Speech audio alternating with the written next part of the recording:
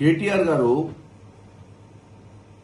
ఎవ్వరూ ఏమీ చేసుకోవద్దు, మీ కుటుంబం తప్ప ఏ కుటుంబం బాగుపడొద్దు.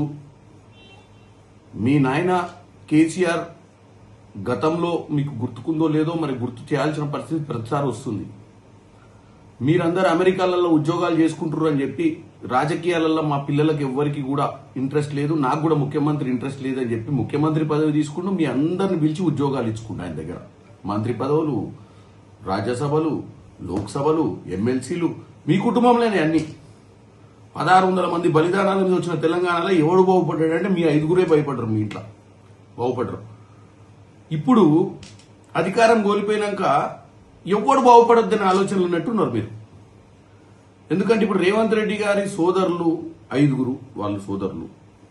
మరి వాళ్ళ ఇళ్లలో మీ ఇంట్లో లెక్క మరి ఆయన కూడా ఎందరిని ఎంపీలు, ఎమ్మెల్సీలు, మంత్రి పదవులు ఇచ్చుకోవచ్చు కదా. ఆయనకు నిజంగానే ఆ కుటుంబాన్ని మీ కుటుంబం లెక్క దండుకొని దాచుకునే అటువంటి ఆలోచన ఉంటే ఆయన కూడా వాళ్ళని చిన్న చిన్న కంపెనీలు పెట్టుకొని ఇక భూములు తీసుకొని ఇక చిన్న కంపెనీలలో పనిచేసుకోనో లేకపోతే ఒక కంపెనీని ఎస్టాబ్లిష్ చేయాలని కొత్త కంపెనీ పెట్టుకొని కొంచెం తక్కువ పెట్టుబడితోటి ఒక భూమిని అప్లై చేసుకుంటే ఇంత రాద్ధాంతం చేస్తున్నారు మీరు. అసలు మీకు ఏం సంబంధం అని ఉద్యమంతో వచ్చి మీరు రాష్ట్రాన్ని ఏలి దండుకుర్రు కేటీఆర్? మీ హయాంలో ఎన్నెన్ని భూములు కేటాయించారు, మీ హయాంలో ఏ రేట్లకు భూములు ఇచ్చారో నిన్న శ్రీధర్ బాబు గారు క్లియర్ గా చెప్పిండు కదా. తెలంగాణ ప్రజలు అర్థం చేసుకోవాలి. ఇప్పుడు మీరు కేవలం కేటీఆర్ కి రేవంత్ రెడ్డి మీద కోపము, రేవంత్ రెడ్డి కుటుంబంలో ఎవరు బాగుపడొద్దు, తెలంగాణ సమాజం కూడా వాళ్ళకు ఓట్లు అయినందుకు వాళ్ళు కూడా అనుభవించాలి, ఎవ్వరికి మంచి జరగొద్దన్న ఆలోచనే ఉంది కేటీఆర్ కి. ఒక్కసారి తెలంగాణ సమాజం ఆలోచించాలి. వీళ్ళు ఎవరు? వీళ్ళు అమెరికా నుంచి వచ్చి మంత్రి పదవులు తీసుకోనికే వీళ్ళ బావ హరీష్ రావు అసలు ఎమ్మెల్యేనే కాకుండా అప్పుడు కాంగ్రెస్ అలయన్స్ లా మరి అల్లునికే మంత్రి పదవి ఎందుకు ఇప్పించుకుంటూ మరి కార్యకర్తలకు ఇచ్చుకోవచ్చు కదా. మీరేమో సెల్ఫ్ ఇష్యూ, మీరేమో దండుకోవాలి, దాచుకోవాలి, వేరే వాళ్ళు బతకడానికి కూడా వీలు కావద్దు. ఎందుకంటే అందరికీ కేటాయించినట్టు ఆయనకు కేటాయించారు. అప్లికేషన్ పెట్టుకుంటే 32 మందో 34 మందో శ్రీధర్ బాబు గారు చెప్పారు. కాబట్టి నేను ఒక్కటే చెప్తున్నా కేటీఆర్ గారు, మనం పొద్దున్న లేస్తే మంది మీద ఏడవడం బంద్ చేయి. ఇంకోటి పాలమూరు రంగారెడ్డి జాతీయ హోదా గురించి మేము అందరం ఎంపీలో మాట్లాడినాం.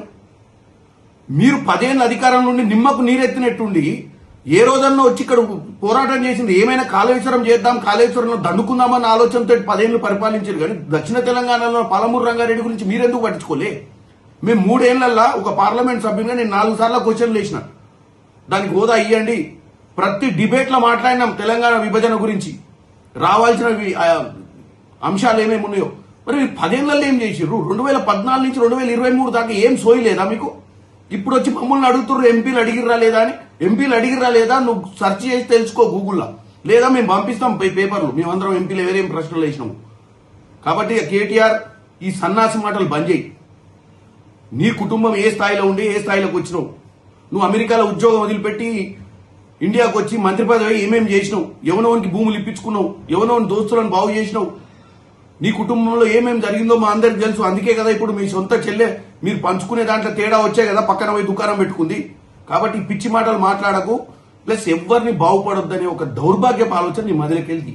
తెలంగాణ ప్రజలు బాగుపడొద్దు నీకు ఓటైనందుకు, రేవంత్ రెడ్డి కుటుంబం బాగుపడొద్దు, ఏ ఉద్యోగం చేసుకోవద్దు, ఏ సద్యోగం చేసుకోవద్దు, వ్యాపారం చేసుకోవద్దు. ఇదా ఈ పిచ్చితనం పనిచేయాలని కోరుకుంటున్నా కేటీఆర్ నిన్ను.